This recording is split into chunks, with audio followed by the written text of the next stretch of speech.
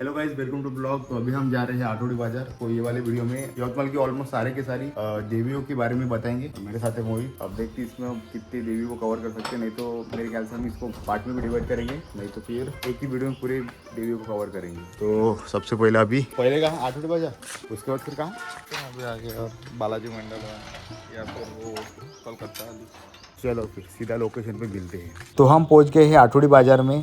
वैसे है माता का मंदिर है जो कि बहुत ही जाना माना और पूजनीय है।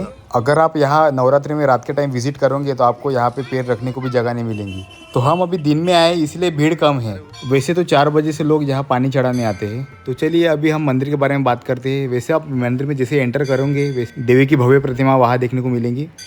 और हम जा रहे हैं राइट साइड से क्योंकि यहाँ से हमें लाइन लगानी पड़ती है दर्शन के लिए। और थोड़े इंतजार के बाद हमें माता का दर्शन प्राप्त हो गया। वैसे आप इस मंदिर में विजिट करोगे तो आपको यहाँ अलग ही पॉजिटिविटी फील होगी। और माता की मूर्ति के बारे में क्या बोलना, बहुत ही सुंदर ऐसी मूर्ति हमें यहाँ देखने को मिलती है जो कि राक्षस का वध कर रही है। अब माता का दर्शन लेके हम चल पड़े हैं बालाजी मंडल की तरफ, जहाँ इस साल का डेकोरेशन वेटिकन सिटी से इंस्पायर है, जहाँ छोटी से छोटी डिटेल्स का भी ध्यान रखा गया है। और यही खूबी इस बालाजी मंडल को अन्य मंडल से भिन्न बनाती है। जैसे आप पंडाल के अंदर एंटर करोगे आपको ऐसा प्रतीत होगा कि आप भव्य महल में आ गए हो, जहाँ सेंटर में आपको माता की मूर्ति दिखेगी जो कि बाघ पे विराजमान है। और पंडाल अंदर से कुछ इस तरीके से दिखता है, जहाँ ऊपर ऋषि मुनियों के चित्र है। और आप ऊपर छत को देखोगे तो आपको ब्रह्मांड और अप्सरा का चित्र दिखाई देगा जो कि कुछ इस तरीके से फूलों की वर्षा करते हुए प्रतीत होती है। उसके बाद फिर हमने माता का दर्शन लेके चल पड़े हैं कलकत्ता की देवी देखने को। तो अभी हम कलकत्ता से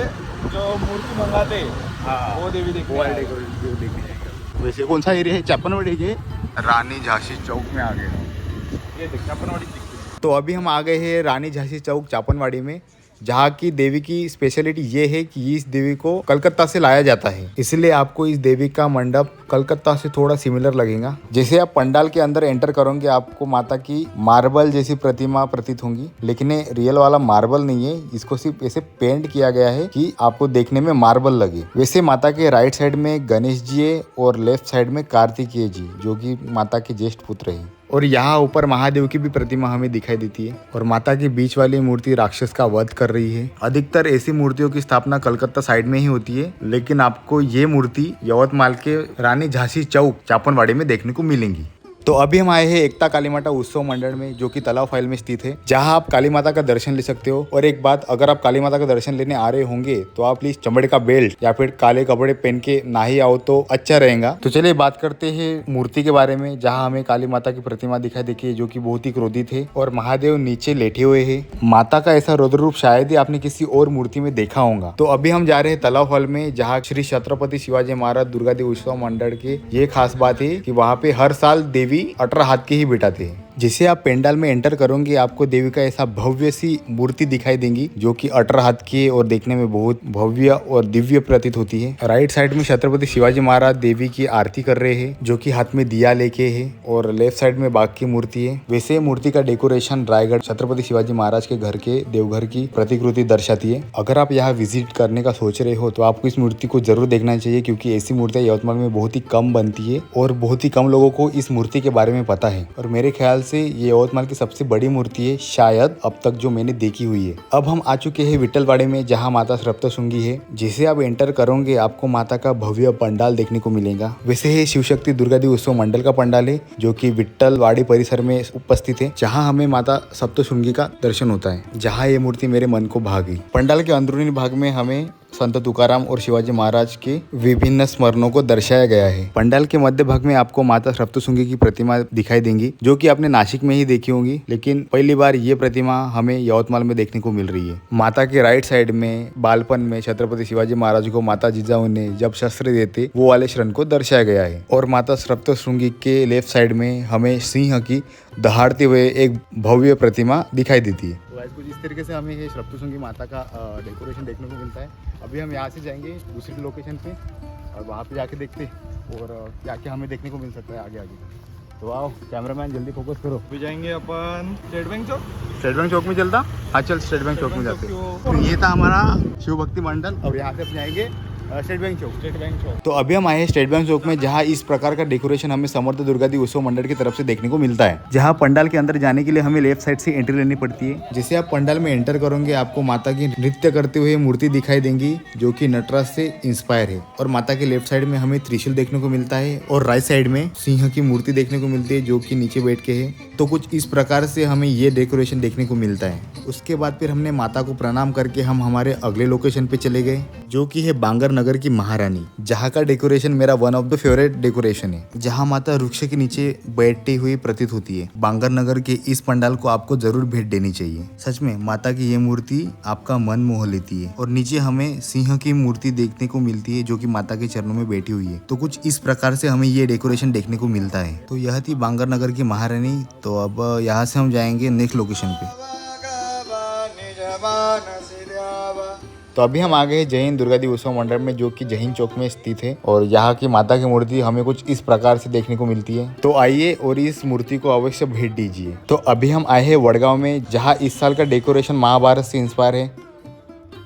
तो यहाँ पे कैसे कुरुक्षेत्र का जो भगवान कृष्ण ने अर्जुन को गीता का सार बताया था, तो वो थोड़ा सीन यहाँ पे हमें देखने को मिलता है। जैसे वो वही क्षण है जहाँ पे भगवान कृष्ण ने अर्जुन को विश्व रूप दिखाया था। तो कुछ इस तरीके से कुरुक्षेत्र की सीन को रिक्रिएट किया गया है, जहाँ पे हमें कौरव और पांडव दोनों की सेना देखने को मिलती है। तो अभी हम पंडाल के अंदर एंटर करेंगे, जहाँ एंटर करते ही हमें माता की प्रतिमा दिखती है, जो कि शिवलिंग पे जल अर्पण कर रही है। जैसे कि आप देख ही सकते हो। एक बार के लिए तो मैं ही हैरान हो गया था कि पानी कहाँ से आ रहा है। तो कुछ इस तरीके से अटेंशन ग्रैब करने वाला डेकोरेशन हमें वडगांव में देखने को मिलता है। उसके बाद हम गए हमारे नेक्स्ट लोकेशन पर। तो अभी हम आए सिद्धिविनायक नगर वडगांव में, और यहाँ पे आपको दिखेगा अयोध्या का राम मंदिर। जय श्री राम। यहाँ का पंडाल राम मंदिर को रिप्रेजेंट करते हुए बनाया गया है, जो कि माँ एकवीरा दुर्गादेवी उत्सव मंडल ने बनाया है।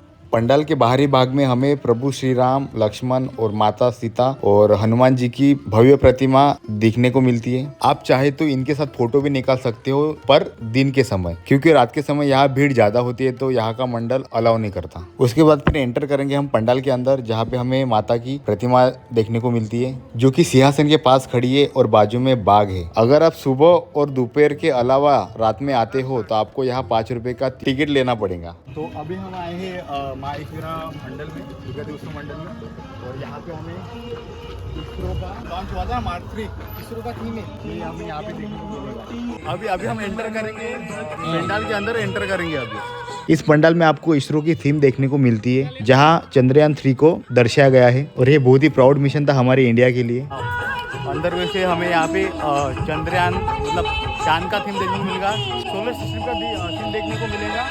जैसे आप पंडाल के अंदर आओगे, आपको ऐसा महसूस होगा कि आप अंतरिक्ष में हो, जहां हमें माता की और बाघ की मूर्ति देखने को मिलती है, जो कि चांद पर है। और इस दृश्य को आप यही आके महसूस कर सकते हो। तो हमने अभी इसरो को देख लिया है। तो हमने इसरो वाले थीम के देवी को देख लिया है। अभी हम यहाँ से जाएंगे नेक्स्ट लोकेशन पे। तो गाइस अभी हम आए हैं श्री राम दुर्गा उत्सव मंडल में, जहाँ की देवी बहुत ही अंडररेटेड है, मतलब डेकोरेशन देखने लायक है यार। ये लोकेशन आपको रामनगर वडगांव रोड पर देखने को मिलेंगी, जहां अंदर का सेटअप कुछ इस प्रकार से बनाया गया है कि आपको ऐसा लगेगा कि आप जंगल में आ गए हो। यहाँ राइट साइड में आपको गणेश जी की मूर्ति दिखने को मिलेंगी, और यहाँ बीच में माता पत्थर पे बैठी है, और लेफ्ट साइड में महादेव की मूर्ति दिखाई देंगी, और बाघ गुस्से में देख रहा है। थोड़ा पीस लगता है, इसे जंगल का वातावरण, नेचर के साथ ऐसे कनेक्टेड फील होता है थोड़ा। तो गाइस अभी हम आए हैं विश्वास नगर वडगांव में, जहाँ पे आदिशक्ति मंडल की देवी है। यहाँ से एंटर करेंगे। यहाँ पे सबसे पहले हमें दरवाजे पर एक जैसे हम अंदर एंटर करते हैं, हमें दिखती है माता की प्रतिमा, जो कि राक्षस का वध कर रही है। और यहाँ माता के चरणों में बाघ बैठकर है, और वहाँ पेड़ के पास राक्षस का शरीर है, जो कि मृत अवस्था में है। और ये दृश्य देख के ऐसा लगता है कि बुराई पे अच्छाई की जीत हो गई है। आपको भी इस पंडाल को जरूर विजिट करना चाहिए।